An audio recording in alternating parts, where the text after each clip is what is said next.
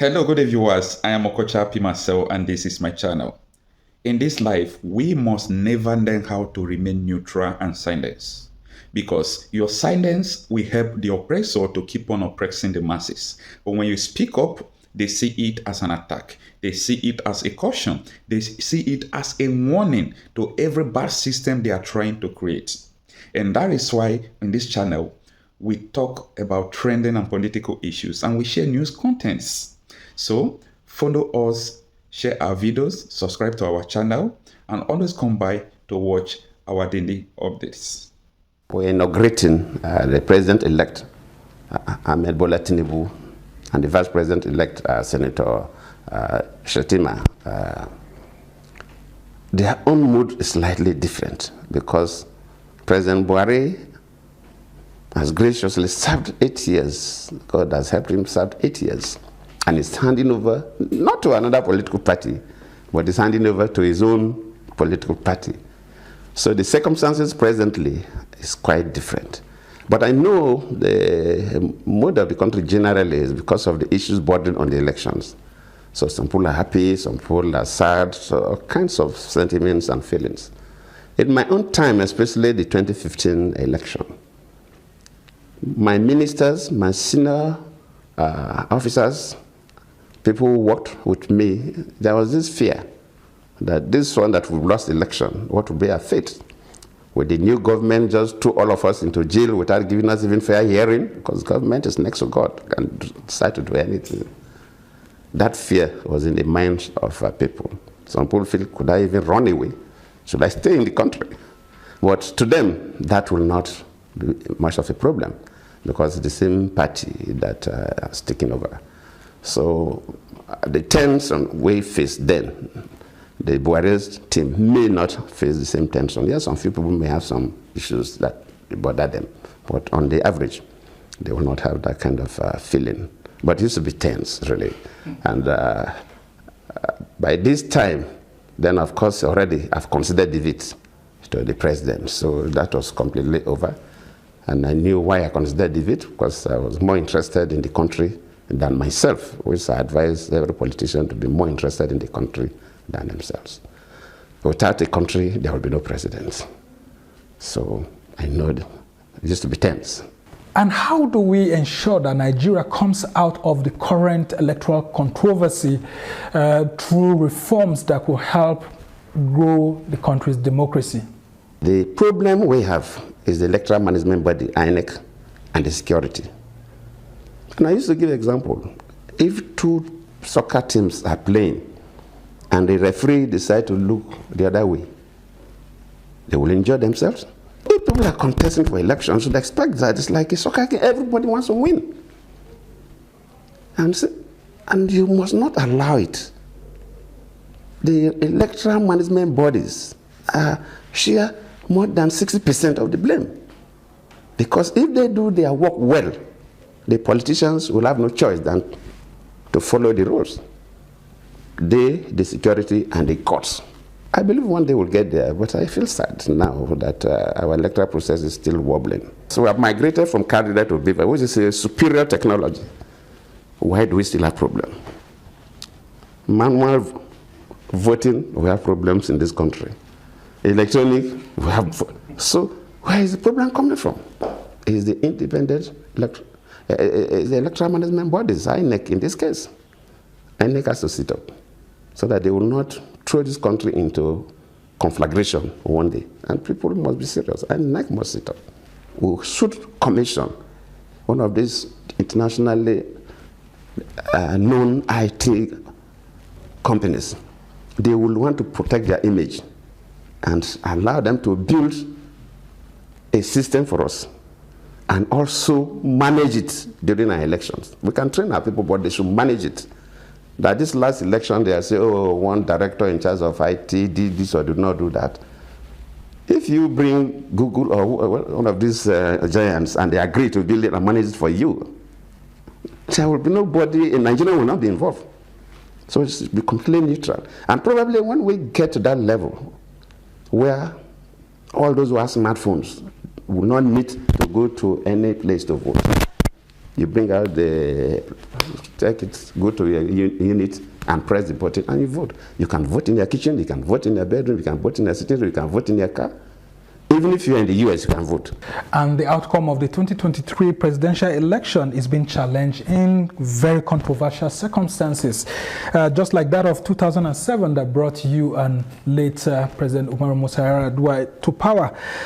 Any advice to share on the best ways to resolve electoral disputes without plunging the country into a crisis, especially for those who are in court challenging the victory of Bola Ahmed Tinubu? When I took that decision, was not too exposed to the global election processes, and especially in Africa. And since I left office, I've been leading election observation missions. Even this year, I'm going to lead the African Union team to Zimbabwe, and the elections will come up. They already gave me the letter pending when the government would fix the date for the election. So I've been involved in a number of elections now. But one thing about Nigeria, which I believe we must correct, and which a decision I took when I was the vice president, that if I have the opportunity to be corrected, is this idea of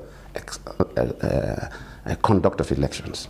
Probably that made me to appoint somebody I did not even know to be the electoral umpire. And a number of people say you did the wrong thing. Some people felt, well, you wanted to correct something.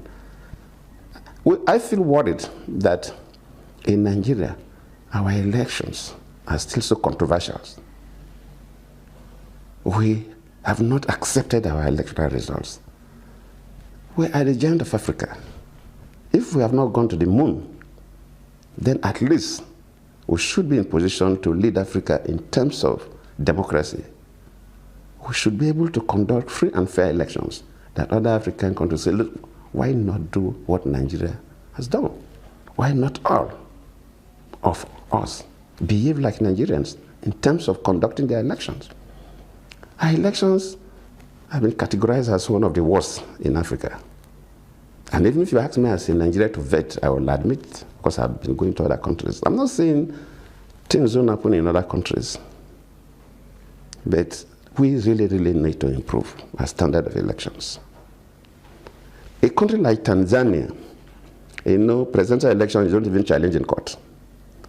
Though all of us who have been leading international observation missions who have recommended that that is not the best. Even for presidential elections, the matters will go through the court process. Let people who lost the election be convinced that they lost the election. Otherwise, one day the country can implode. If somebody just boxed into a corner, you cannot even complain. It's not the best. Allow that person the leeway to complain. So to me, our own is quite good. For presidential elections, you go through two stages, appeal court and Supreme Court. For governorship elections, unfortunately, go through 3 stages, but I believe that aspect of the Constitution or the electoral laws will be amended. 3 stages too much. I remember during your period, one of those recommendations of the Uwais panel report was for the appointment of the INEC National Chairman by the National Judicial Council, of which your cabinet then said it wasn't going to accept that recommendation. What would you prefer as a solution? Should we continue to have the president appoint the INEC National Chairman, or should the National Judicial Council be in charge of appointing National Chairman of INEC going forward? If you look globally, setting up the electoral management bodies are divided into 3 broad groups. One, the president appointing everybody just like in Nigeria. I also appointed. You appointed the chairman, you appointed all the national commissioners and the resident electoral commissioners by president, who is a politician, who has a political interest to protect. Some countries go to the extreme, where a completely neutral body appoint everybody. The president has no role in it. Some countries blend. A neutral body recommends people, then from which the president selects. So before you are selected, you already pass a basic level of screening. In fact, what I wanted to do if I had stayed in office was that if the Jigas tenure had expired, then I wanted to vote. And I would take people by surprise. I would have called traditional rulers, not all of them, the religious leaders, civil society, the journalists, at least 100 of them. into a room. They will not know. We'll get the computers and so on and so forth. Say, okay, nominate a Nigerian you think should be INEC chairman. Everybody will nominate. Then we screen. Then we'll go for another round of nomination. Even if we sleep that for the whole night, so the whole day and night, we'll be reducing until we get to somebody who everybody will say, this is this person. I wouldn't even want to give it to any particular department of government or an institution. I wouldn't want to say NJC or CJ, because everybody has an interest. So the best thing is not to get a constant team that will be appointing. But any time that INEC chairman position expires and want to change them, then you just call people. So during that process of selecting these people, one may emerge as the national chairman of the INEC. Then from there you appoint the commissioners. From there you appoint the resident electoral commissioners. So you see that their selection is broad-based. And just before I let you go, Your Excellency, what's your wish for Nigerians as we go into this new democratic dispensation? And if there is any advice for President Bola Ahmed Tinubu and Vice President Kashim Shettima? One advice I will give, and I believe most of that will give them, is that the journey towards election passed through two major stages, the party primaries and the main general election.